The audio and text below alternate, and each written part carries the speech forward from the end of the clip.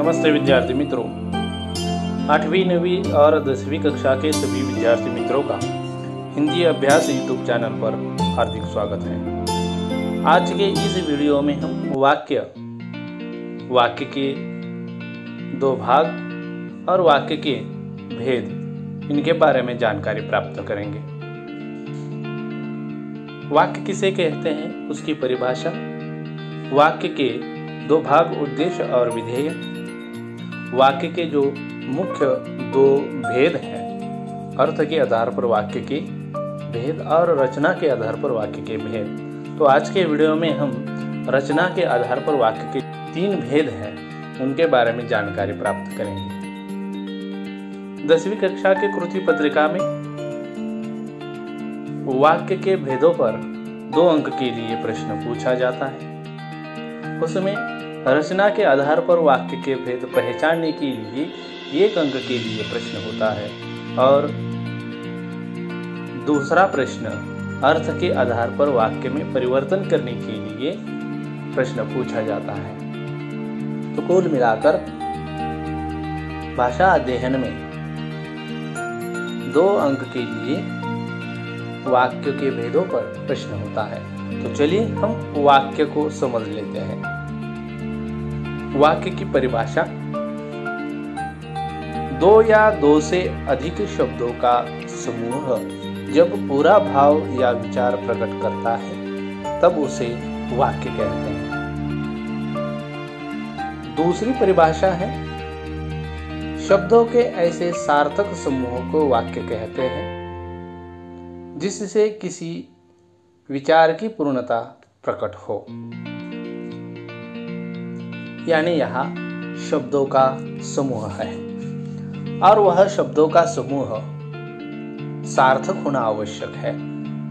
जब शब्दों का समूह सार्थक होगा तभी विचारों की पूर्णता प्रकट होगी या शब्दों की रचना यह सार्थक होना आवश्यक है। उदाहरण के तौर पर, समय बहुत बलवान है, यह वाक्य है। इस वाक्य में शब्दों की रचना एक सार्थक रूप में की गई है, इसलिए इस वाक्य में से जो भाव प्रकट होता है, जो विचार प्रकट होते हैं, वह विचार पूर्ण प्रकट होते हैं। अगर इस वाक्य के शब्दों का क्रम बदल दिया जाए तो वाक्य सार्थक नहीं होगा या इस शब्द समूह सार्थक नहीं होगा और जो वाक्य से भाव प्रकट होने हैं या विचार प्रकट होने हैं वह पूर्णतः प्रकट नहीं होंगे। तो हम क्रम बदल कर वाक्य देखिए, बलवान बहुत समय है। तो यह क्रम बदलने से उसकी सार्थकता निकल जाती है और विचारों की पूर्णता प्रकट नहीं होती। दूसरा वाक्य देखिए, भारत एक महान देश है। यह शब्दों का जो समूह है, यह शब्दों का समूह सार्थक है, योग्य क्रम से इन शब्दों की रचना की गई है, इसलिए इस वाक्य से जो विचार प्रकट होते हैं वह पूर्णतः प्रकट होते हैं, जो भाव प्रकट होते हैं वह पूर्ण प्रकट होते हैं। इसलिए शब्दों की सार्थकता या उस समूह की सार्थकता महत्वपूर्ण है। वह एक विशिष्ट जगह पर ही शब्दों का होना आवश्यक होता है, उसे हम वाक्य कहते हैं। वाक्य के 2 भाग हैं। पहला भाग उद्देश्य कहलाता है और दूसरा भाग विधेय कहलाता है। तो उद्देश्य किसे कहते हैं और विधेय किसे कहते हैं, निम्न 2 उदाहरणों से हम समझ लेते हैं। पहला उदाहरण है, पन्ना हीरे की खानों के लिए प्रसिद्ध है और दूसरा उदाहरण है, काठमांडू नेपाल की राजधानी है। पहले वाक्य में किसके बारे में कहा गया है? पन्ना के बारे में। पन्ना के बारे में क्या कहा गया है? हीरे की खानों के लिए प्रसिद्ध है। उसी तरह से दूसरे वाक्य में किसके बारे में कहा गया है?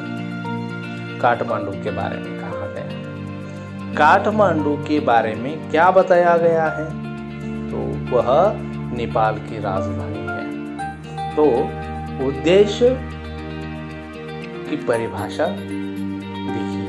वाक्य में जिसके बारे में कुछ कहा जाए उसे उद्देश्य कहते हैं। और विधेय की परिभाषा, वाक्य में उद्देश्य के बारे में जो कुछ कहा जाए उसे विधेय कहते हैं। यानी ऊपर के जो दो उदाहरण दिए गए हैं उसमें पहले वाक्य में पन्ना के बारे में कहा गया है, तो पन्ना यह उद्देश्य हो गया। और उद्देश्य के बारे में जो कहा गया वाक्य है वह विधेय कहलाएगा। यानी उद्देश्य यह पन्ना है, तो पन्ना के बारे में क्या कहा गया है, तो हीरे की खानों के लिए वह प्रसिद्ध है, यह वाक्य विधेय कहलाएगा। दूसरे उदाहरण में काठमांडू के लिए कहा गया है, यानी काठमांडू यह उद्देश्य हो गया। और उद्देश्य के लिए कहा गया वाक्य नेपाल की राजधानी है, यह विधेय हो जाएगा। तो यह उद्देश्य और विधेय यह वाक्य के दो भाग हैं।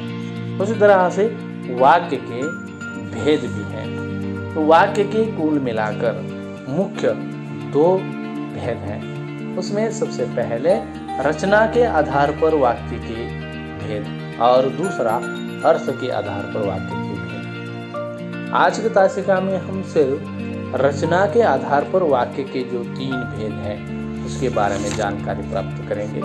तो रचना के आधार पर वाक्य के 3 भेद, उसमें सबसे पहला है सरल वाक्य, दूसरा है संयुक्त वाक्य और तीसरा है मिश्र वाक्य। तो सरल वाक्य किसे कहते हैं उसकी परिभाषा हम समझ लेते हैं। जिस वाक्य में एक ही मुख्य क्रिया हो उसे सरल वाक्य कहते हैं, या जिस वाक्य में एक उद्देश्य और एक विधेय हो उसे सरल वाक्य कहा जाता है। उसमें एक ही मुख्य क्रिया होना आवश्यक है, उसे सरल वाक्य कहा जाएगा। तो उदाहरण के तौर पर हम समझ लेते हैं, शकुनों ने स्वप्न देखा, यह वाक्य है। तो इस वाक्य में देखना यह एक ही मुख्य क्रिया है, इसलिए यह सरल वाक्य होगा। और इस वाक्य में एक ही उद्देश्य है और एक ही विधेय है। दूसरा उदाहरण, जौहरी ने हीरा खरीद लिया। तो इस वाक्य में भी एक ही मुख्य क्रिया है, खरीदना, यह मुख्य क्रिया है, इसलिए यह सरल वाक्य कहलाएगा। यानी जिस वाक्य में एक मुख्य क्रिया हो वह सरल वाक्य कहलाता है। दूसरा रचना की दृष्टि से वाक्य का भेद है संयुक्त वाक्य। परिभाषा, संयुक्त वाक्य में 2 या 2 से अधिक सरल वाक्य समुच्चय बोधकों से जुड़े रहते हैं। तो समुच्चय बोधकों से यानी और, परंतु, तथा या आदि जो समुच्चय बोधक शब्द हैं उनसे यह वाक्य जुड़े हुए होते हैं और वह दोनों वाक्य सरल वाक्य होते हैं। तो उदाहरण, पहला उदाहरण है, हेमंत ऋतु बीत गई तथा शिशिर ऋतु आ गई। इस वाक्य में हेमंत ऋतु बीत गई यहाँ तक एक सरल वाक्य है और शिशिर ऋतु आ गई यह दूसरा सरल वाक्य है। और इन दोनों वाक्यों को तथा शब्द ने जोड़ा है और तथा यह शब्द समुच्चय बोधक शब्द है, इसलिए यह दोनों वाक्यों को इसने संयुक्त किया, दोनों वाक्यों को यहाँ जोड़ दिया, इसलिए इसे संयुक्त वाक्य कहते हैं। दूसरा उदाहरण यहाँ देखिए, बाबूजी खुद इम्पाला का प्रयोग न के बराबर करते थे और वह किसी स्टेट गेस्ट के आने पर ही निकाली जाती थी। इस वाक्य में बाबूजी खुद इम्पाला का प्रयोग न के बराबर करते थे, यहाँ तक एक वाक्य। दूसरा, वह किसी स्टेट गेस्ट के आने पर ही निकाली जाती थी। यह दूसरा वाक्य है। इन दोनों वाक्यों को और शब्द ने जोड़ा है और यह शब्द समुच्चय बोधक है। इसने दोनों वाक्यों का समुच्चय किया है, इसलिए इसे संयुक्त वाक्य कहलाता है। इसे संयुक्त वाक्य कहते हैं। तीसरा रचना की दृष्टि से वाक्य का भेद है मिश्र वाक्य।